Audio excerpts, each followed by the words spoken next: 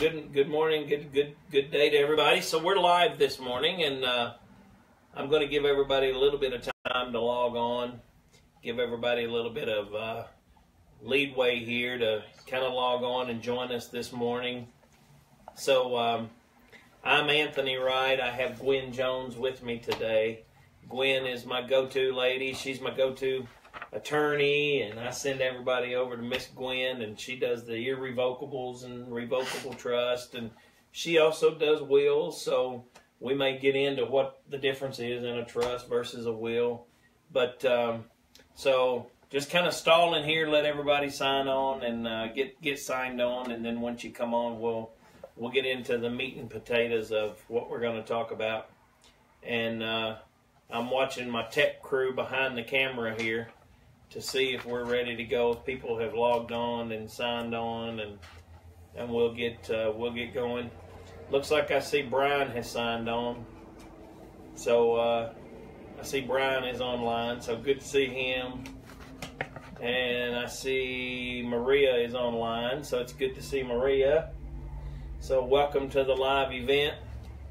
And we'll have a couple more sign on here in a minute, and then we'll get down to it, Gwen. So, okay. You ready for Christmas? I am. For once, I'm ready. That's good. Yeah. That's good. I'm looking forward to it. Might as well be, because it's coming when you are. That's very true. So, that's what I say all the time. I might as well be ready, because it's coming whether I am or not. So, all right. So, I guess, what are we, a couple minutes into it now? Mm-hmm. So, I guess we can go ahead and kind of get into the meat and potatoes of it and get started. And then I think I saw Jeremy sign on maybe. So anyway, so here we'll go ahead and get started, okay. And then we'll as they log on, as they come on, then we'll get to it. So all right, so here's kind of, I'll open up by this. This is kind of what got me into working with attorneys like yourself. So I pastored a church of about 350 people. I had a lady in my church. Now this goes back about 12 years ago. So I'm pulling it out of my old memory back here. Church that had Miss Ruth was probably 7. We are bad to the bone, apparently. I hear some bad to the bone. We are live, bad to the bone. Carry on, please. So Miss Ruth had she had accumulated about $1.2 million in cash, and it was just in a brokerage account, so like a cash account. And she had about an 85-acre farm, and her husband had passed away. Her son had worked for Alcoa aluminum plant. He lost his job. He got laid off. And he went to his mother, like any son would, and said, you know, Mom, I'm kind of down on my luck. I've lost my car. They've repoed my car. Can I borrow your car? And about 3 months into him driving her car, he had a very, very bad automobile accident. And it was a head-on collision, 70 miles an hour, barely survived himself. But very tragically, a little 6-year-old girl lost her life in that accident. And so them being a member of my church, and then Ruth being the owner of the car, they sued Ruth. And because her name was on the car. So even though her son was driving it, they sued her. So a real long story short, some judge had decided that if the little girl had lived, and I want to say back then the average age for a female was 69 or something like that. And so he said had the little girl lived to be 69, that she would have been worth $8 million or something like that. So long story short, they went and got her $1.2 million brokerage account because of that judgment. So they took her money. They sold her 85-acre farm and her house at auction, I guess, to settle the debt. After it was all said and done, she still owed them, I think, about $6 million. And I was the minister, and I was consoling her, and I was helping her get to a psychologist and psychiatrist. And it was a very bad ordeal. It was a very traumatic experience for me as their minister and for her. So I had an attorney in my church, and so I went to my attorney, and I was like, what could have been done to prevent this? Because this is obviously very tragic. And so that is where he recommended me, and he said, well, basically, as a financial, hey, listen, all I've got to do is, I notice you've got some assets here, so let me go ahead and refer you to an attorney. Let me go ahead and refer you to a state attorney. And so I went there to talk to an attorney, and then he told me about this called the Estate Planning Source out of Nevada. They're licensed in all 50 states. They do, I think, irrevocable trust and revocable trust. And so that is how I got started in this industry and in this business. So I'm just the financial advisor. I'm not the attorney.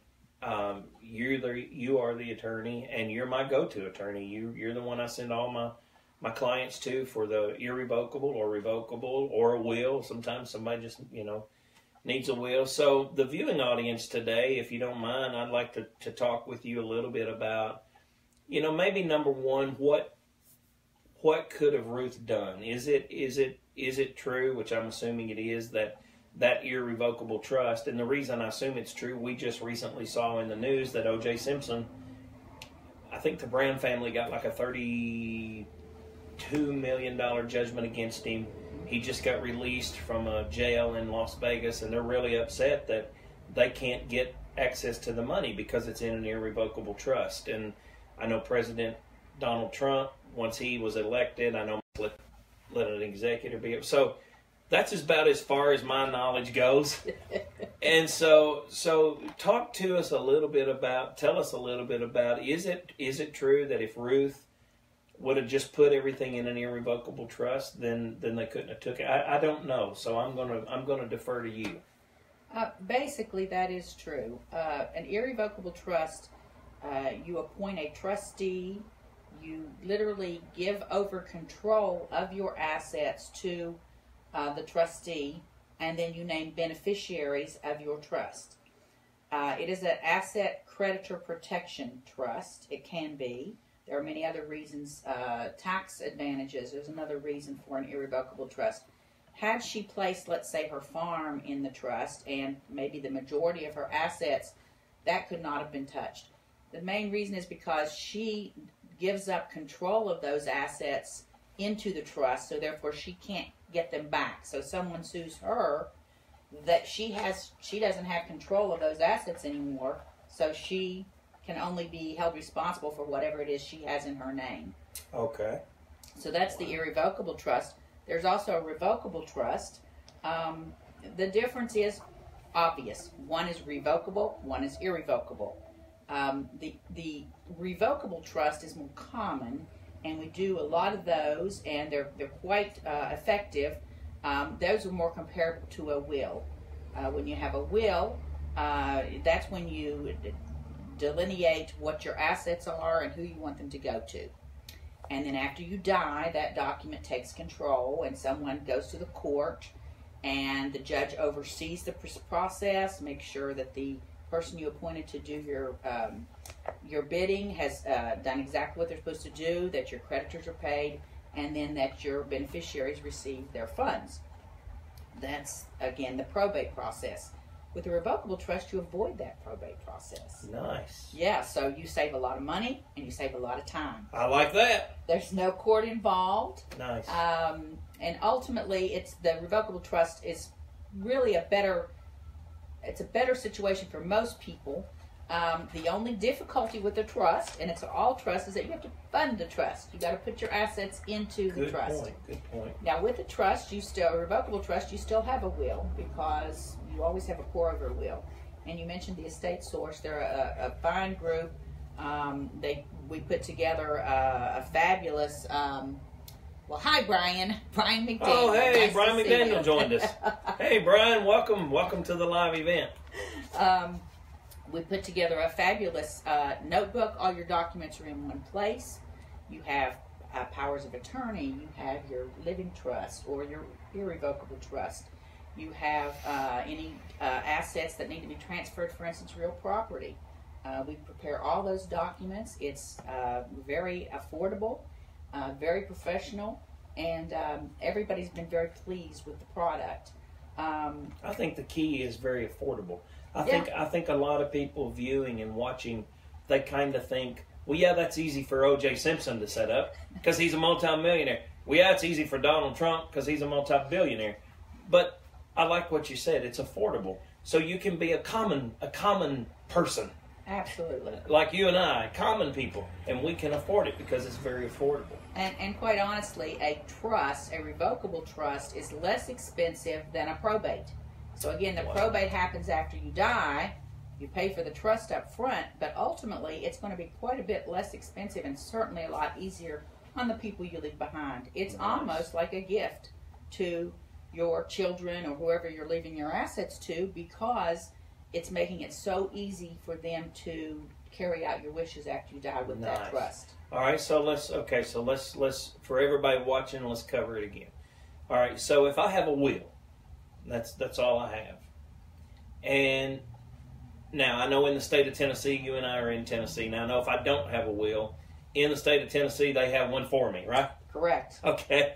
And I think it's like a child's third and a third or something like that. I don't know all that, but they dictate that, right? Right, it is correct. So you might check with your state that you live in, make sure that state don't have a will for you. Because in Tennessee, if you die and you do not have a will, you actually do. The state of Tennessee has it for you, right? Right, that's correct. So if I do or if I don't, and I go and I have a will, so I'm going to go through something called probate, right? That's right. So probate, the judge or the attorney makes sure that the last will and testament gets carried out. The judge oversees the whole procedure.